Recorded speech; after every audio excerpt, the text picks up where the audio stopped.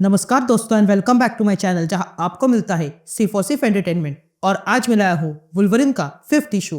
तो यार वीडियो पे नए हो तो वीडियो को लाइक कर देना और चैनल को सब्सक्राइब कर देना। और साथ ही मेरे चैनल पर ज्वाइन बटन स्टार्ट हो गया है तो आप वहां से ज्वाइन कर सकते हो। और उसी के साथ अब आप मुझसे व्हाट्सएप पर जुड़ सकते हो जिसका लिंक मैं आपको डिस्क्रिप्शन में दे दूंगा।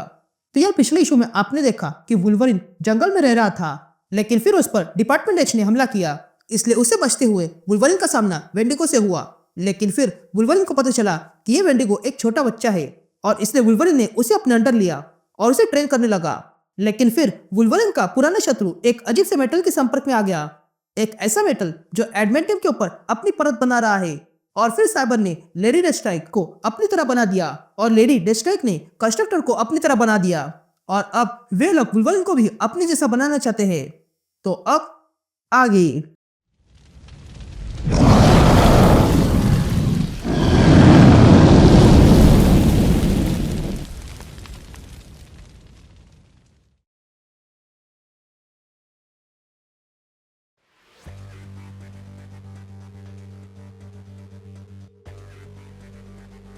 ऑल राइट गैंग, तो इशू की शुरुआत में हम वुल्वरिन का शरीर देखते हैं जो ग्लो हो रहा था।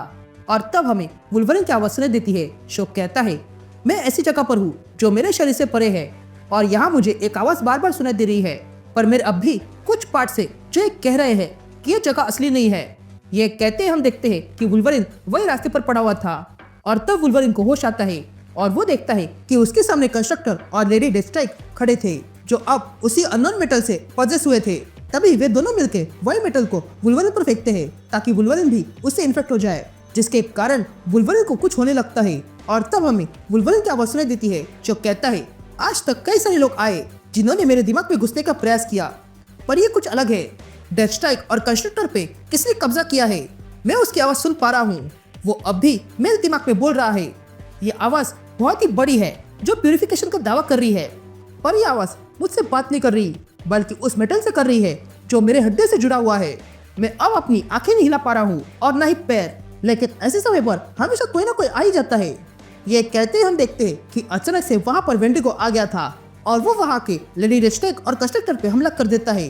ये देखकर वे दोनों कुछ कर सके उससे पहले ही वेंडिगो कंस्ट्रक्टर को उठाकर उसके शोल्डर को काट लेता है। लेकिन इससे कंस्ट्रक्टर को कुछ हुआ नहीं था। वो एकदम चुपचाप वेंडिगो के सामने खड़ा रहता है। ये देखकर वेंडिगो भी रुक गया था और वो तुरंत वुल्वरिन को उठाकर वहां से भागने लगता है। यहाँ लेडी डेस्ट्राइक ये देखती है और वेंडिगो को रोकने आती है, लेकिन वेंडिगो लेडी डेस्ट्राइक के सर पर से छलांग लगाकर भाग जाता है। तभी कंस्ट्रक्टर पुनः वेंडिगो को रोकने आता है, लेकिन वेंडिगो उसे उठाकर फेंक देता है और वहां से भागकर एक पेड़ के पीछे छुप जाता है। यहाँ लेडी डेस्ट्राइक और कंस्ट्रक्टर वेंडिगो को ढूंढते हुए वहां आ गए थे, लेकिन उन्हें वहां पर कोई दिखा नहीं देता है।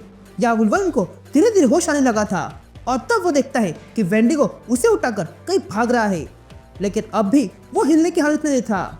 लेकिन फिर भी वुल्वरिन जैसे जैसे अपनी ताकत जमा करता है और वेंडिगो से कहता है, रुको। ये सुनते ही वेंडिगो लोगन को नीचे उतारता है और तब लोगन कहता है, देखो ये लोग मेरे पीछे है और मैं ऐसी हालत में और तेज भाग नहीं सकता हूँ, इसलिए तुम यहाँ से चले जाओ। लेकिन तभी वुल्वरिन को वहाँ पर उन दोनों का स्मेल आता है और तब वुल्वरिन समझ जाता है कि इस अनजान मेटल ने उसे ढूंढ लिया है। लेकिन तभी अचानक से आसमान से कुछ आने लगता है और तब हम देखते हैं कि वहां पर एक्समैन का प्लेन ब्लैकबर्ड आ चुका था जिसे नाइटक्रॉलर ने वहां पर लाया था। तभी नाइटक्रॉलर ब्लैकबर्ड से लेडी डेस्ट्राइक और कंस्ट्रक्टर पे हमला करता है और उन्हें पीछे करता है ताकि वुल्वरिन को प्लेन में आने के लिए समय मिल सके। ये देखकर वुल्वरिन तुरंत वेंडिगो को लेकर प्लेन में चढ़ जाता है और फिर वे तीनों वहां से चले जाते हैं।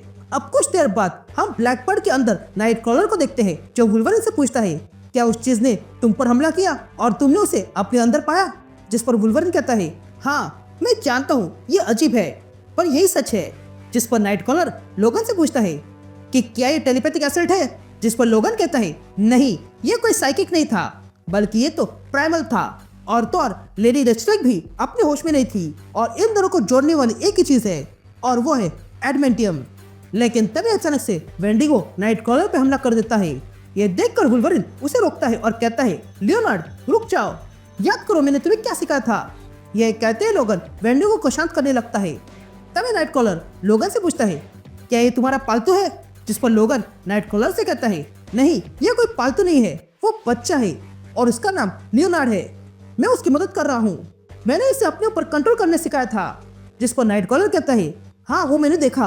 जिस पर लोगन कहता है तुम्हारा मतलब क्या है।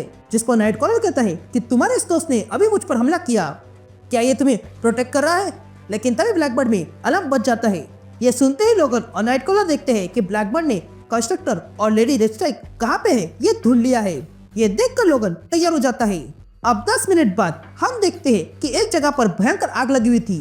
ये देखकर लोगन तुरंत ब्लैकबर्ड लेकर वहां आ जाता है।